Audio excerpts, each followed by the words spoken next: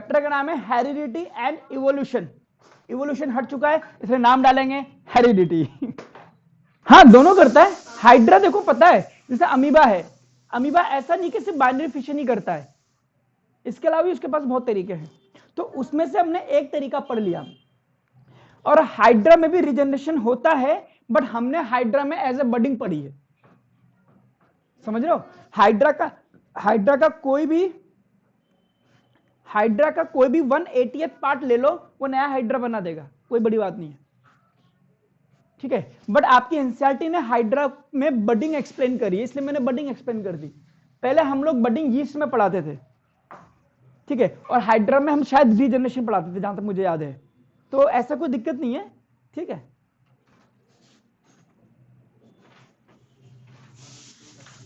चलिए हेडिंग डालते हैं, हेरिडिटी। क्या होता है हेरिडिटी?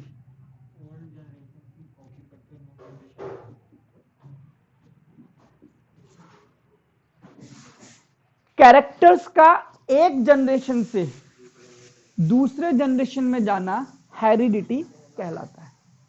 सिंपल हिसाब। ओके, मैं उससे पहले एक चीज बता देता हूं। आपको याद है कोई भी एक सेल होती है, इस सेल में न्यूक्लियस होता है, न्यूक्लियस के अंदर क्रोमोसोम्स होते हैं जिसको हम क्रोमेटिन फाइबर भी बोलते हैं। एक ये वाला पार्ट होता है, इसको हम बोलते हैं साइटोप्लाज्म, इसको बोलते हैं हम न्यूक्लियोप्लाज्म या जर्म प्लाज्म, जिससे गैमिट्स बनते हैं, इससे थोड़ा बनते हैं। और यही germ plasm passed to next generation.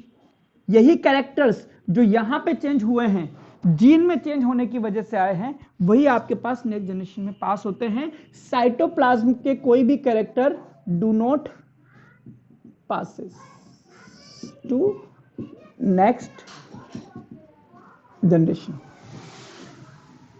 ठीक है। तो बेसिक डिफरेंस ये हो गया कि अगर कोई नया कैरेक्टर आ रहा है और वो जर्म प्लाज्म में चेंज हुआ है, कोई उसकी वजह से आया है, तो वो नेक्स्ट जनरेशन में जाएगा, नहीं तो नहीं जाएगा। फॉर एग्जाम्पल मैं हूं, अब मैं आज जिम जाकर के खूब डोले शोले बना करके 6 पैक बना करके मैंने 12 पैक बना दिए, शोल्डर वोल्डर सब बना दिए। अब क्या लगता है मेरा जो बच्चा पैदा होगा, अगर भगवान की दुआ से कभी शादी हुई हमारी तो ठीक है, तो जो बच्चा पैदा होगा उसके 6 पैक आएंगे अंदर, वहीं से बन के आएंगे। क्यों? कैरेक्टर क्यों नहीं गया एक जनरेशन से दूसरे जनरेशन? क्योंकि वो मैंने एक्वायर्ड करा है, वो मेरे साइटोप्लाज्म या मसल्स में चेंज होने की वजह से आया है, जीन में थोड़ा ना चेंज आया है।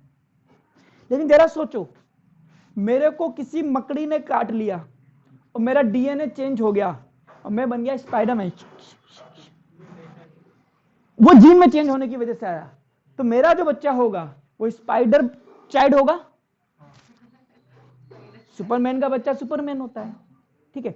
तो मैं वो वाली बातें कर रहा हूं कि कौन से कैरेक्टर्स ऐसे होते हैं जो एक जनरेशन से दूसरे जनरेशन में जाते हैं। Only the characters which are developed due to the change in genetic material can be pass to the next generation, but the characters which are generated और acquired during the life span, यानी कि बाहर से नहीं मिला है, papa mummy से नहीं मिला है, आपने खुद ने बनाया। अब जैसे मैं हूं, अब मेरे को फिजिक्स बहुत अच्छी आती है, अब मेरा बच्चा जो पैदा हुआ तुम्हें क्या लगता है साइंस उसको आती होगी, पहले ही सब कुछ पता होगा उसको, या जरूरी भी ये भी नहीं कि उसकी साइंस तेज हो सकता है कतई गधा निकल जाए तुम लोगों की तरह।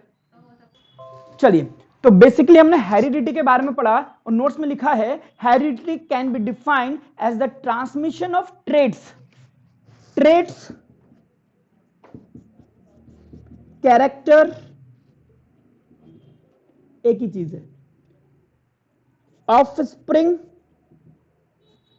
प्रोजेनी, डॉटर सेल्स, नए बच्चे, न्यूबॉर्न,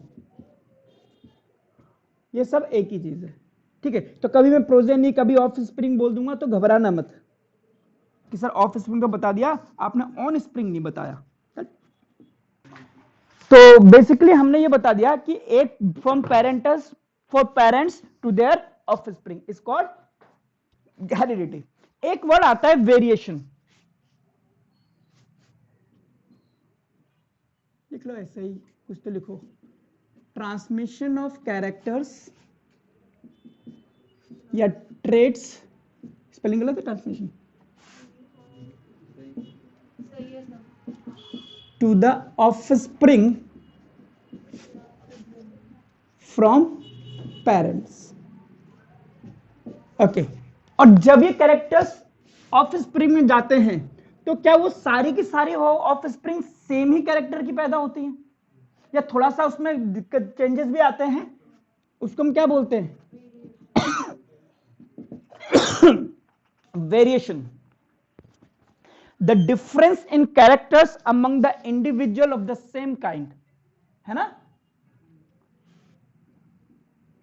हर एक ही तरह की, जैसे इंसान है, इंसानों में भी अलग अलग कैरेक्टर्स है, तो द डिफरेंस इन कैरेक्टर्स और ट्रेड्स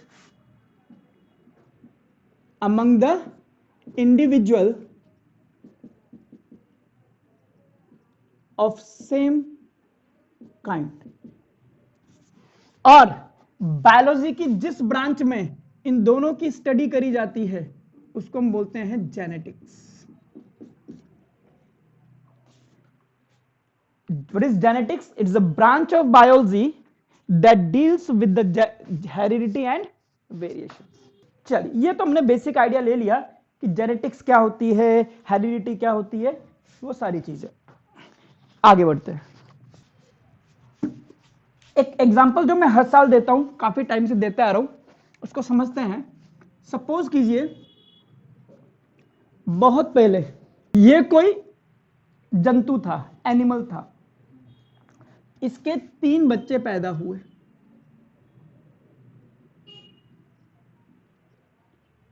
और फूड की शॉर्टेज की वजह से इन्होंने जहां पर ये पैदा हुए वो जगह छोड़ दी। या ये मान लीजिए कि बेयर था, ये भाग करके आ गया ह्यूमन सोसाइटी में। लिखना नहीं है, सिर्फ एक आइडिया दे रहा हूं। ये चला गया फॉरेस्ट में, और ये था पोलर रीजन, और ये वहीं पर रुक गया, स्टेड देयर, वहीं रुक गया। जब ये ह्यूमन सोसाइटी में आया तो इसके 3 बच्चे हुए।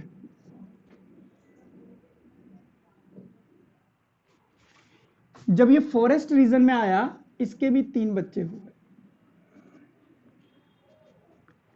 ठीक है। इसका कोट कलर ग्रे था, इसका था वाइट, और इसके पास ओके, और ये था आपके पास ब्लैक, मान लो। ये वेरिएशन है, हर एक इंडिविजुअल में अलग अलग कैरेक्टर्स। इसमें भी आया ब्लैक, वाइट, ग्रे। इसके 3 बच्चे हुए, उसके भी आया ब्लैक, वाइट, ग्रे। हो गया। अब इसके बच्चे जो पैदा हुए उनका कलर था ग्रे, जिन पे थे बड़े बड़े बाल, इसके पास भी बड़े बड़े बाल थे और इस पे छोटे छोटे बाल थे। मोर हेयर्स, लेस हेयर्स। इनके थे, जो बच्चे थे इनके थे स्मॉल टीथ, वीक लेग्स। ठीक है। अब इसके जब बच्चे पैदा हुए, मोर हेयर्स। तो ट्रॉपिकल रेन फॉरेस्ट में गर्मी होने की वजह से जिनके पास बड़े बड़े बाल थे उनके बच्चे सरवाइव नहीं कर पाए। छोटे छोटे दांत थे इसलिए शिकार नहीं कर पाए। टांगे कमजोर थी, भाग नहीं पाए, तो ये तो खत्म हो गया। ये जब आगे बढ़ा, इन सबके दांत तेज थे, बट जिसमें ज्यादा बड़े हेयर थे वो खत्म हो गया, ये बचा। ये अब आगे बढ़ा, और इसमें अब कैरेक्टर कितना आ गया, ये कौन सा कलर का होगा, ग्रे था, लेस हेयर थे, लार्ज टीथ थे,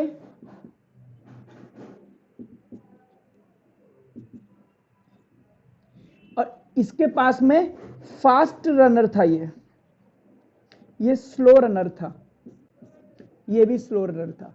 तो ये दोनों शिकार बन जाएंगे, ये भाग जाएगा। कितने कैरेक्टर इकट्ठे हो गए इसके पास, ग्रे हो गए बाल, यहां पे पोलर बियर थे, सबके हेयर्स बहुत ज्यादा होंगे,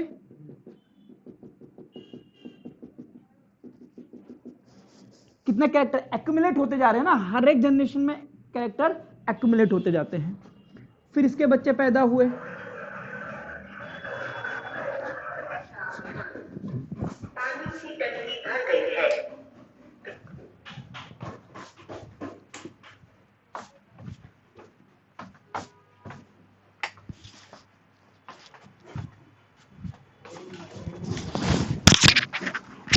लिखना नहीं कुछ, बस समझना है, सही टाइम पास, ठीक है।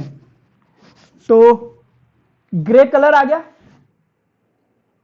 लेस हेयर, लार्ज टीथ और फास्ट रनर, ये सब हो गया। ऐसे करते करते ये फाइनली बन गया और इसमें कई सारे कैरेक्टर आ गए।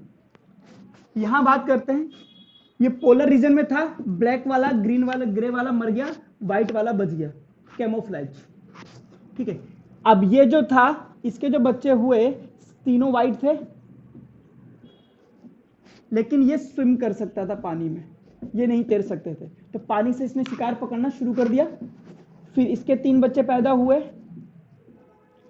ये व्हाइट थे, स्विम कर सकते थे, बट ये हाइबरनेशन भी कर सकता था। हाइबरनेशन क्या होता है, सर्दियों में ये लोग गुफाओं में चले जाते हैं और निष्क्रिय हो जाते हैं, अपनी एनर्जी बताते हैं, और जब तक स्नोफॉल ये सब चलता रहता है, खाना नहीं होता, ये जिंदा बचे रहते हैं, उसके बाद में निकलते हैं। तो ये हाइबरनेशन में से की वजह से जिंदा बचने लग गया, ये मर गया, ठीक है। तो इसमें कैरेक्टर आ गए। अब इसमें से क्या हुआ, ह्यूमन सोसाइटी में गया तो लंबे दांत वाले को तो मार दिया आदमियों ने, कि मारेगा साला, ये वाला इनको क्यूट लगने लग गया, व्हाइट वाला, ब्लैक वाला भी इनको क्यूट लगने लग गया, ठीक है। अब इसको बाद में जाकर के आपने बोल दिया पोमेलियन, ये बन गया हमारे पास बियर, और ये बन गया आपके पास वुल्फ। अब वुल्फ, बियर और पोमेलियन, ये तीनों देखा जाए तो एक ही जगह की पैदाइश हुए, बट आज हम इनको अलग अलग जातियों के नाम से जानते हैं। तो बेसिकली हो क्या रहा है, हर बार एक बच्चा पैदा हो रहा है, उसमें कोई ना कोई नया कैरेक्टर आ रहा है। अगर वो कैरेक्टर नेचर ने एक्सेप्ट कर लिया तो वो आगे वाली जनरेशन में सरवाइव कर रहा है। वो जो स्ट्रगल है लाइफ स्पॉन का, उस स्ट्रगल में जीत रहा है कौन, जिसको नेचर ने सेलेक्ट करा है। Only the characters which can survive better in the adverse condition of environment, or the characters which are adapted to the, जो हमने पिछली बार लिखा था, adapted to the nature, or its nature is the responsible of selection of the characters, और कोई नहीं करता ये काम। बट ऐसे कई सालों के बाद में ये तीनों अलग अलग स्पीशीज बन जाती हैं। क्यों? क्योंकि हर एक जनरेशन में एक नया कैरेक्टर आता है। This kind of the characters are accumulating and accumulating and accumulating again and again, even each step, and after crores of years the particular organism will turn to be so different that you can't resemble this offspring to the earlier one, so they become the two new species. This is how evolution takes place. तो मैं एक बार अगला question जो है हमारे पास, इस चीज को ध्यान रखना है ना, इस कहानी को, हालांकि इसकी जरूरत नहीं है क्योंकि हमारे वेरिएशन हटा दिया है। तो how variations are accumulated, question है कि वेरिएशंस कैसे कैसे इकट्ठा होते रहते हैं, ठीक है। तो कहता है the variations are produced by sexual reproduction, clear है, क्योंकि एसेक्सुअल में आते ही नहीं, आएंगे तो 1-2% आएगा रिप्रोडक्शन, और सम अदर वे, और भी अलग तरीके होते हैं, वो हमारे डिस्कशन में नहीं है। If variations are obtained in germ plasm, और ये वेरिएशन अगले पीढ़ी में जा रहे हैं तो कहां पे चेंज हुआ होगा, जर्म प्लाज्म में, न कि साइटोप्लाज्म में। Germ plasm they will continue to be inherited by the offspring, तो वो कहां पे चला जाएगा, ऑफस्प्रिंग में। For several years new variations are produced In each generation, these are variations of previous generation accumulated and forms a new species. Clear? चलिए आगे बढ़ते हैं. कहता है how does the creation of variation, कि जब भी कोई वेरिएशन आता है तो ये स्पीशीज के जिंदा रहने के चांसेस किस तरह से बढ़ाता है. आप देख ही रहे, कोई नया कैरेक्टर अगर नहीं आता, अगर इसके बाल कम नहीं होते तो ये भी मर चुका होता. ठीक है, तो जो वेरिएशन से नए कैरेक्टर आते हैं वो एनवायरमेंट में फिट बैठने चाहिए. वही एक ही चीज बार बार घिस घिस करके ये पूछते रहते हैं. तो variations increases the chance of survival of a species in a changing environment. सही है.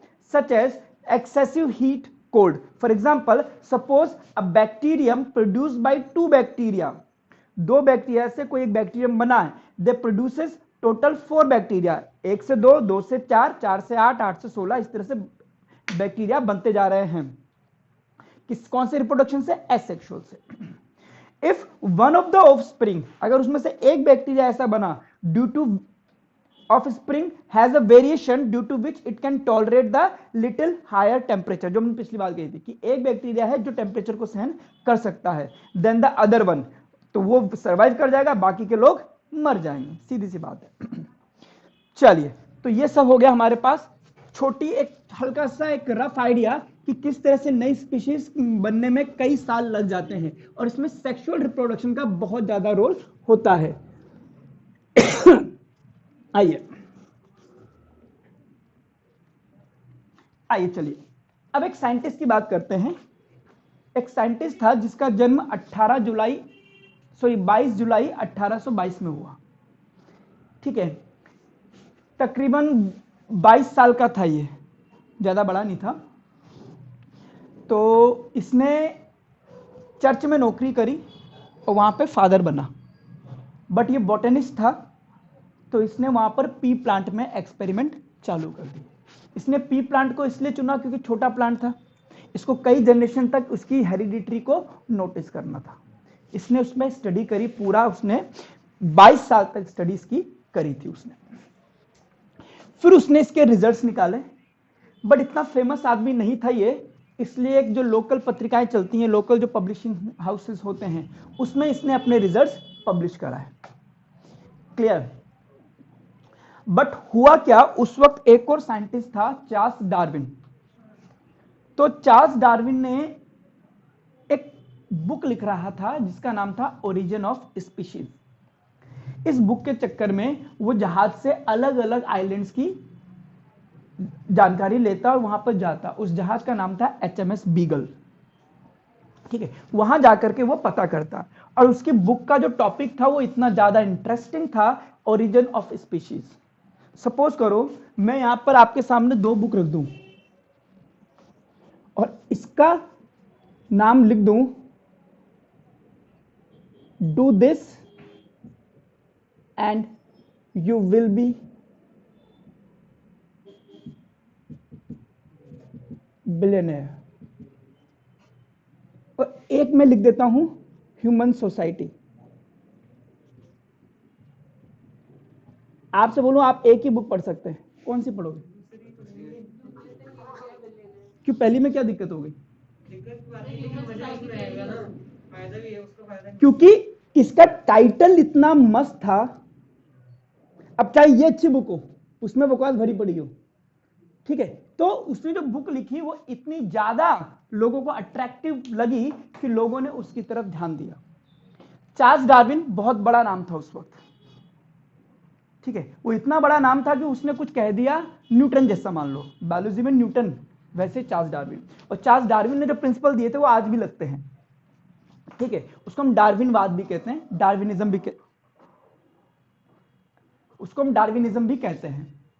बट डार्विनिज्म में उसने जो कुछ भी लिखा फेमस हुआ क्योंकि बड़ा आदमी था, तो लोगों ने चर्चा में आ ही गया. अभी जैसे कि मैं कोई पोएट्री में 2 लाइनें लिख दूं तो कोई दिक्कत नहीं है, बड़ा वो कुमार विश्वास लिख दे तो भाई क्या लिखा है भाई, तो वाली बात है. आगे उससे अच्छा भी लिख सकते हैं, चलो, तो वाली बात होगी. उसने जो लिखा वो लोगों को बहुत पसंद आया. बट उसने जो प्रिंसिपल्स दिए और साइंटिस्ट जब उसके पीछे बैठे तो उससे कुछ क्वेश्चंस करे गए जिसका जवाब डार्विन के पास नहीं था. इसलिए डार्विनिज्म पूरी तरह से सक्सेसफुल थ्योरी नहीं मानी जाती और डार्विन फेल हो गया। क्लियर? अब इधर से जो जोहन ग्रेगर मेंडल, जिस साइंटिस्ट की मैं बात कर रहा हूं उसका नाम था जोहन ग्रेगर मेंडल, उसने जो कुछ भी लिखा वो इतना ज्यादा एडवांस लिखा, उसमें जो मैथमेटिकल टूल्स लगाए उसने वो इतना ज्यादा एडवांस था कि उस वक्त के लोगों को समझ ही नहीं आया। यानी कि मैं आज खड़ा होकर के तुम्हें वो मैथ्स पढ़ा दूं जो आज के 50 साल बाद आने वाली है, वो थ्योरीज पढ़ा दूं जो आज के 50 साल बाद आने वाली है, तुम्हारे समझ में नहीं आए, चाहे तुम कितने जीनियस क्यों ना हो। तो उसने वही करा था, लोगों के समझ में नहीं आया। दूसरा, छोटी सी एक जो पत्रिका थी, जो जर्नल था, उसमें उसने अपने आप को पब्लिश कराया, इसलिए लोगों को पता भी नहीं था कि ऐसा भी कोई आदमी है। हो गया, वो बेचारा 1866 में मर गया, 1866 में वो मर गया। 84 में मरा था, 84 में मरा था, तो 22 जुलाई 1822 है ना? हाँ वो तो पता है मुझे। तो ये काम हुआ, तो वो मतलब 1866 में उसने रूल दिए थे, सारे अपनी बुक पब्लिश करा दी उसने, अपना जो मेंडल वाले जो भी थे लेख वो 1866 में उसने दिए और 1884 में वो निकल गया, निपट गया। अब क्या हुआ कि 3 अलग साइंटिस्ट आए, एक ह्यूगो डी व्रीज, एक वॉन शेरमर्क, अबे नहीं लिखा उसमें, एक ह्यूगो डी व्रीज, एक वॉन शेरमर्क, एक था जर्मनी का कार्ल कोलेंस। तो ह्यूगो डी व्रीज जो था वो इसी की जगह का था, ठीक है, ऑस्ट्रिया का। इन्होंने अलग अलग, जानते तो थे ही सही, अलग अलग एक्सपेरिमेंट शुरू करे, टॉपिक था वही जो मेंडल कर रहा था। अच्छा, मेंडल से पहले ये काम कार्ल र्यूटर ने भी करा था, बट वो सक्सेसफुल नहीं हुआ था, मेंडल सक्सेसफुल हुआ था। इन्होंने अपने अपने रिजल्ट्स निकाले और मिलाए, ठीक है, काफी टाइम तक, मतलब इसकी मौत के भी काफी सालों बाद में मिले। तब अब फिर ह्यूगो डी व्रीज ने बोला कि यार ये जो हमने निकाला है इतने सालों की मेहनत से, ये 25 साल पहले ही निकाला जा चुका है। कि किसने? कि वो जर्नल पढ़ा था मैंने।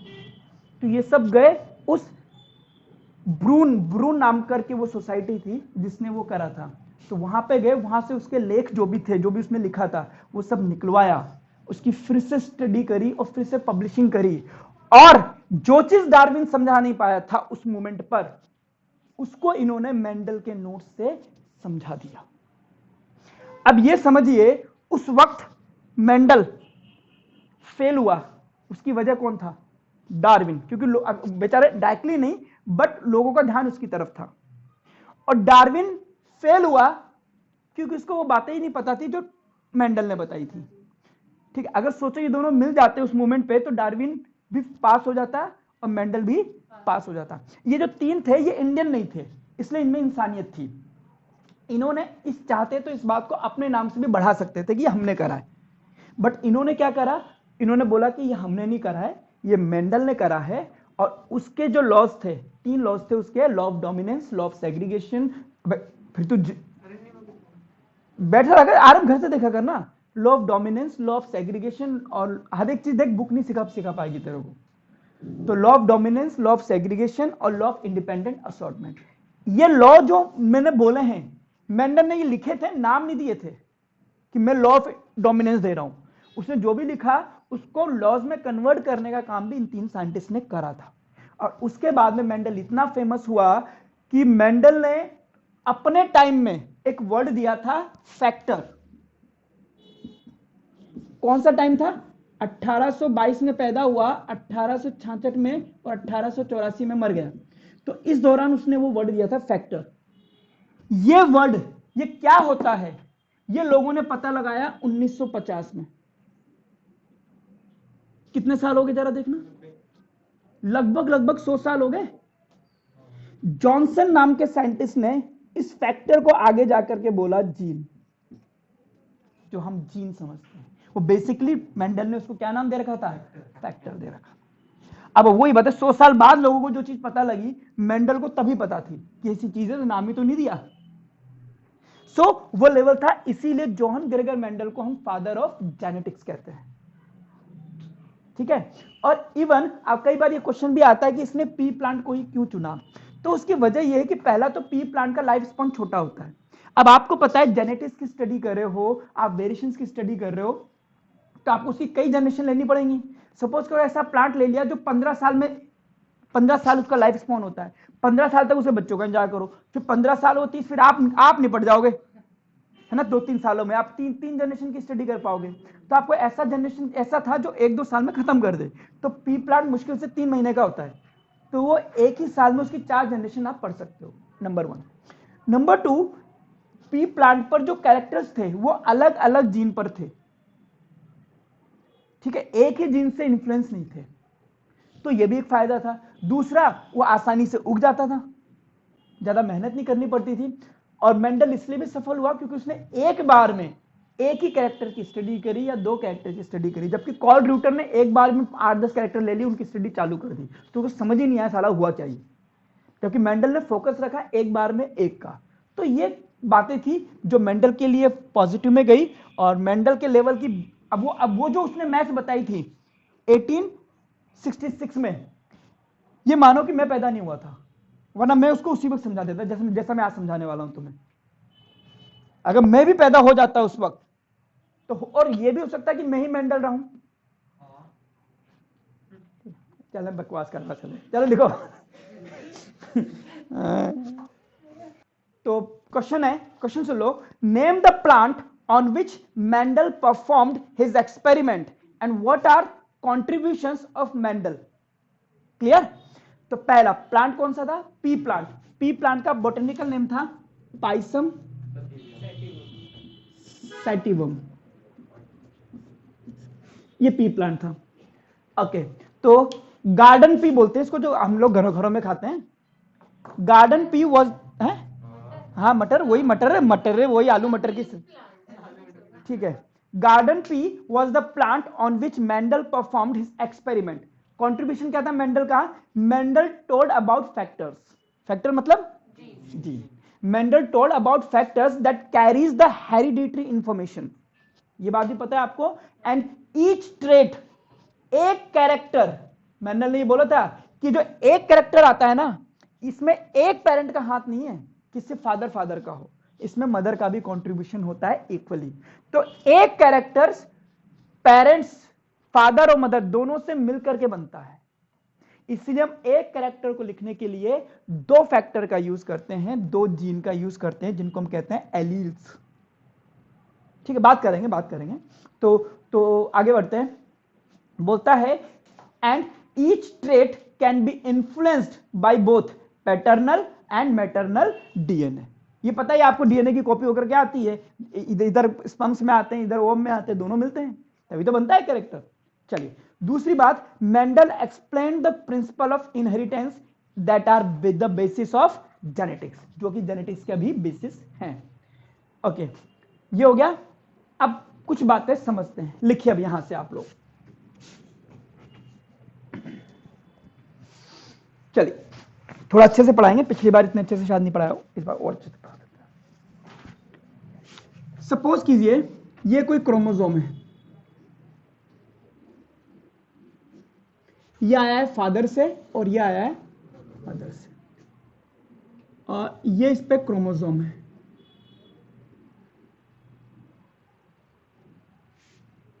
ठीक है, ये क्रोमोसोम है और इसके अंदर क्या है? डीएनए। डीएनए की कंडेंस्ड फॉर्म होती है जीन। तो मैंने माना यहां पर कोई जीन है, ये रही,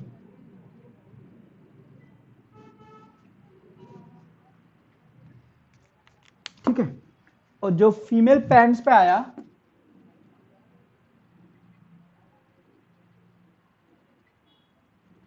ये जीन है। ठीक है, अब ये जो जीन है ये आई कलर को कंट्रोल करती है। ठीक है, ये जो जीन है ये आपके हेयर्स को कंट्रोल करती है, ये आपके ईयर को कलर, ईयर लॉब को बताती है। आई कलर, हेयर पैटर्न, ये सब क्या है आपके पास? ट्रेट। क्लियर? अब देख लो पहले इधर। अब आई कलर क्या होगा? इसमें भी कई वेरिएंट है, ब्लू होंगी, ब्राउन होंगी, ब्लैक होंगी, ग्रीन आईज होंगी, अलग अलग वेरिएंट हैं, यानी कि इस एक ही जीन, एक ही कैरेक्टर्स के अलग अलग वेरिएंट हो सकते हैं। सुनना ध्यान से, एक है कैरेक्टर, कैरेक्टर क्या है? आई कलर। इस आई कलर के डिफरेंट डिफरेंट वेरिएशंस हो सकते हैं।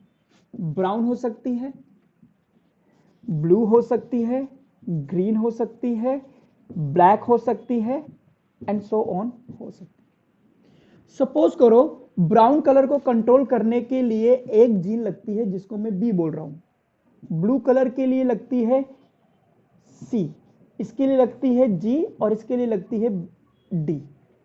ये जीन है, इन सबको हम बोलते हैं एलील्स। एलील्स क्या होता है? Basically copy of A gene that controls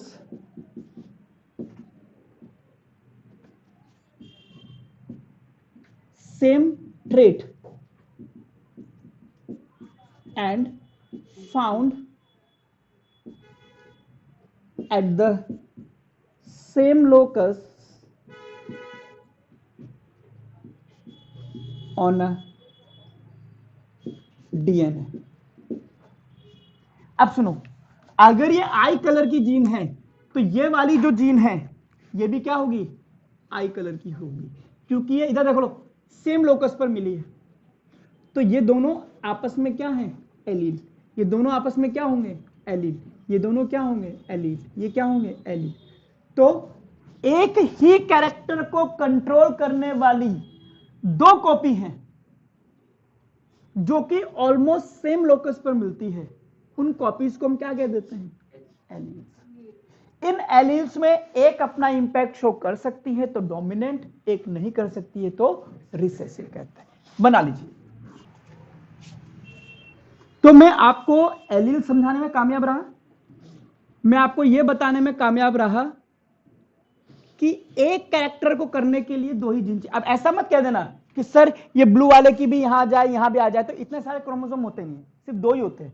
तो या तो ब्लू वाले की आ सकती हैं या ब्लैक वाले की आ सकती हैं या ब्राउन वाले की। ऐसा नहीं कि ये सारे के सारी एलील एक ही जगह आ जाए कि एक और जीन है, इतने थोड़ा होता है, तो दो ही होते हैं भाई, हमारे पास दो ही तो क्रोमोसोम होते हैं होमोलोगस में। तो बेसिकली हमारे पास दो ही बचेंगे। इसलिए हम कहते हैं एक कैरेक्टर को कंट्रोल करने के लिए कितनी जीन चाहिए? दो, एक मैटरनल और एक पैटर्नल। ओके, एक और समझिए। It means one character is influenced by two factors. Factor बोले तो जीन्स, बट मेंडल ने बताया, मैं मेंडल का नाम लूंगा, मैं क्यों जीन बोलूं। अब एक कैरेक्टर का मतलब क्या है उसको समझते हैं। अरे सबको सही दिख रहा है? आवाज आ रही है ना? बोल नहीं रहा कोई, शांति से सुन रहा है, जैसे सत्यनारायण की कथा सुन रहे हैं। चलो ठीक है, ठीक है, ओके ओके डार्लिंग, ओके। हाँ, कहीं दिक्कत हो पूछ लेना। शुरू करें, आगे बढ़े। अब समझिए कैरेक्टर क्या होता है, कैरेक्टर या ट्रेट होता क्या है, समझना। हाइट अपने आप में एक कैरेक्टर है, अगर पी प्लांट की बात करते हैं। फ्लावर कलर ये अपने आप में एक कैरेक्टर है। सीड कलर ये अपने आप में एक कैरेक्टर है। सीड साइज ये अपने आप में कैरेक्टर। कितने कैरेक्टर है? एक कैरेक्टर। इसको एक कैरेक्टर को कितनी जीन कंट्रोल करेगी? दो। अब दो जीन कंट्रोल करेगी, इसका मतलब है हाइट के भी दो वेरिएंट होंगे, एक टॉल और एक डॉर्फ। इन दोनों को हम क्या बोलेंगे? इस एक कैरेक्टर के दो कॉन्ट्रास्टिंग पेयर। ये क्या है? कॉन्ट्रास्टिंग, अलग अलग। सिमिलर होते हैं, ऐसा थोड़ा कि फ्लावर कलर एक हो गया आपके पास रेड, एक हो गया व्हाइट। तो ये भी क्या है? दो contrasting characters of one character. एक कैरेक्टर के दो अपोजिट कैरेक्टर। ठीक है। सीड का colour green and yellow. Seed की साइज राउंड या रिंकल्ड।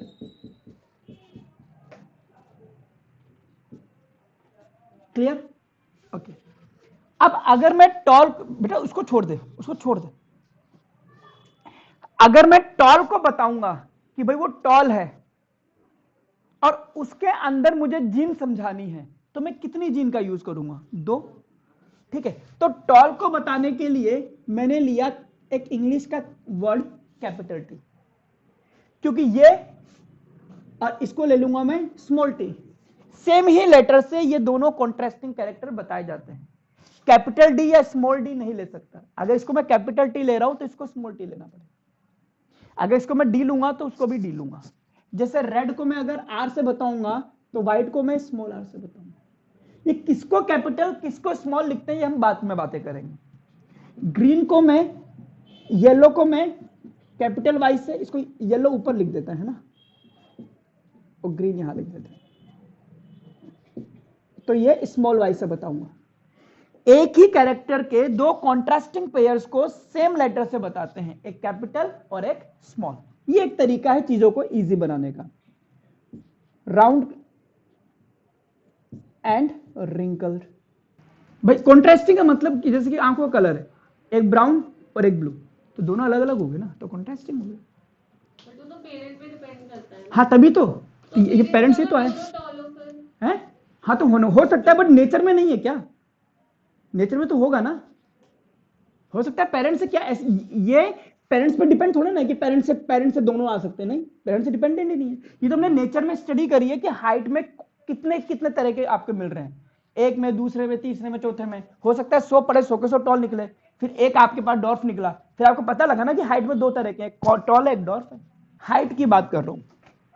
तो किसी भी प्लांट में 2 ही जीन होंगी उस हाइट से रिलेटेड, ठीक है। 2 ही फैक्टर होंगे, या कैपिटल टी या स्मॉल टी। क्लियर? या दोनों भी हो सकते हैं। सपोज करो किसी के अंदर ये है, या किसी के अंदर ये है, या किसी के अंदर ये है, और तो कोई कॉम्बिनेशन है नहीं। ये क्या है? यह है एक प्लांट ए, यह है एक प्लांट बी, यह एक प्लांट सी। ये 3 प्लांट मैंने स्टडी करे। अब इसमें दोनों कैरेक्टर कैसे हैं? सेम है, तो इसको हम बोलेंगे होमोजाइगस कंडीशन। इधर देखो, पहले लिखा है कोई नहीं, इसको क्या बोलेंगे? ये भी होमोजाइगस, दोनों कैसे हैं? सेम। लेकिन ये दोनों अलग अलग हो गए, तो इसको हम बोलेंगे हेटेरोजाइगस। पहले सुनो, होमोजाइगस होता क्या है? किसी एक कैरेक्टर को रिप्रेजेंट करने वाले दोनों फैक्टर,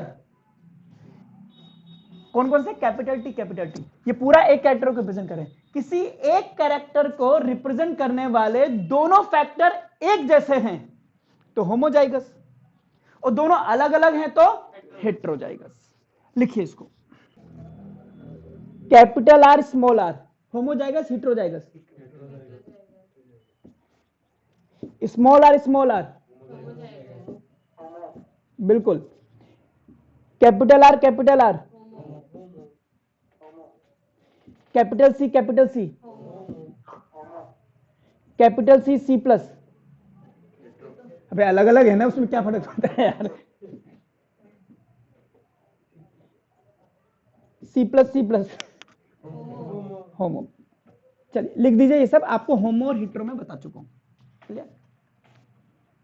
आज तक मैंने इतना ही पढ़ा था। तो आपको बेसिकली मैं कुछ चीजें एक्सप्लेन कर पाया। एक मैंने मेंडल की दर्द भरी कहानी सुनाई आपको, फिर एक भालू की दर्द भरी, एक भालू का बढ़ता हुआ परिवार आपको सिखाया कि किस तरह से एक भालू था और उसकी पूरी कहानी समझाई। फिर मैंने आपको यह बताया कि किस तरह से 2 साइंटिस्ट थे, एक ही वक्त पैदा हुए, बट एक दूसरे से ना मिलने की वजह से कितना कुछ हो गया। और फिर मैं आपको थोड़ा टेक्निकल वर्ड्स में लेके गया जो 1860 के आसपास मेंडल ने दिया था, और फिर मैंने आपको ये भी बताया कि मैं उस वक्त नहीं था, वरना मैं ये बात होने ही नहीं देता, मैं वैसे ही सबको समझा देता जैसे मैं आज तुम्हें समझा रहा हूं। फिर मैंने आपको ये बताया कि एलील्स क्या होती है। एलील्स क्या है? Copy of DNA, variant of DNA भी कहते हैं, जीन कॉपी ऑफ जीन या वेरिएंट ऑफ जीन कहां मिलती है? क्रोमोसोम पर, एक ही लोकेशन पर, और एक ही कैरेक्टर को कंट्रोल करते हैं। क्लियर? ओके। और कैरेक्टर क्या होता है? हाइट, फ्लावर, स्किन का कलर, ठीक है, ये सब एक कैरेक्टर है। इसके जो वैरायटी निकलती है उनको हम बोलते हैं कॉन्ट्रास्टिंग। जैसे हाइट में कोई लंबा है, कोई छोटा है, कोई गोरा है, कोई काला है, ठीक है, वो सब उसके कॉन्ट्रास्टिंग कैरेक्टर हैं। और एक कैरेक्टर को रिप्रेजेंट करने के लिए हमें दो जीन की जरूरत, दो फैक्टर की जरूरत पड़ती है। एक फादर से आता है, एक मदर से आता है। अगर दोनों एक जैसे आ गए तो होमोजाइगस, अलग अलग आ गए तो हेटेरोजाइगस। That is all. ठीक है, अब इसके आगे की कहानी अगर आपको जाननी है तो यही था आज तक। इंतजार कीजिए कल तक। जय हिंद, जय भारत।